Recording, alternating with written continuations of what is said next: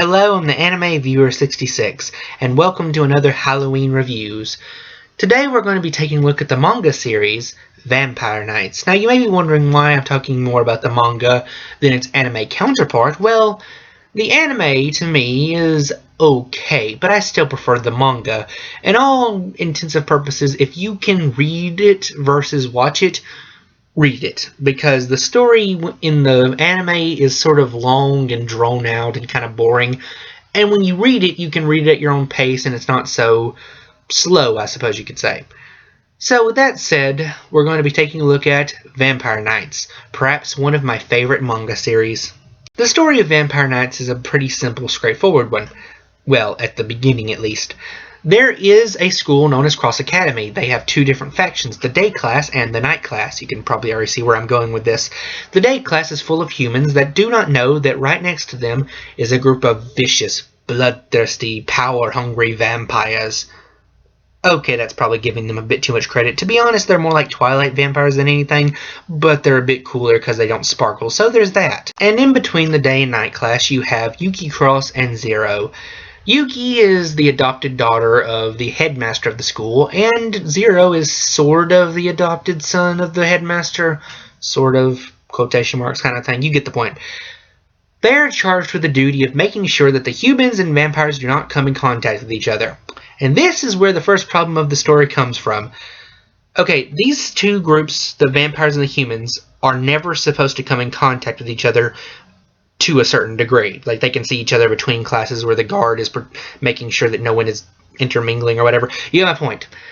But the whole goal of the academy, at least supposedly, was to make vampires and humans come together and stop fighting. Or at least, people won't be so bigoted towards vampires, vampires won't be bigoted towards humans, all that sort of stuff. Everything's good and happy, sunshine fairies, all that stuff. But if the humans and vampires are never allowed to intermingle, then why are you saying that this will bring them closer together? This just seems like some very convenient plot analogy. Like, I know why they're doing it, because they need this setup to make the story progress, but it doesn't make sense within the whole reasons they're giving for the school existing in the first place. Maybe I'm just nitpicking at this point, but this really annoys me. And so as the manga goes on, you get to realize that there is many different plot twists, characters that go in sort of a different way than you thought they would, and to be honest, they do that in the anime as well. And basically you get to learn all the different stuff about vampire society that they have made into this story. It would take a very long time for me to explain it all, but let's just say there's different factions of vampires and vampire hunters, there's a hierarchy of vampires, there's some characters that you didn't think were going to be the way they were, but they turned into certain ways, not just turned into vampires, but also their character, the way they thought, or the way you thought they would be, sort of twisted.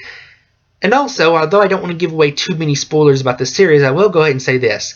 The character of Zero is a vampire. He is also a vampire hunter.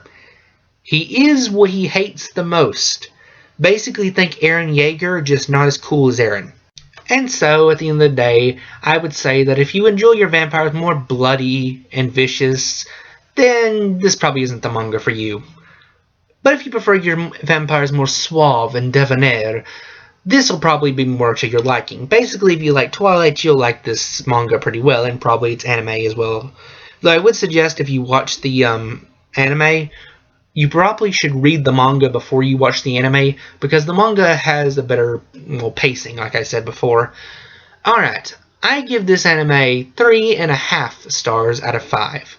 I'm the Anime Viewer 66, and happy Halloween, my children of the night.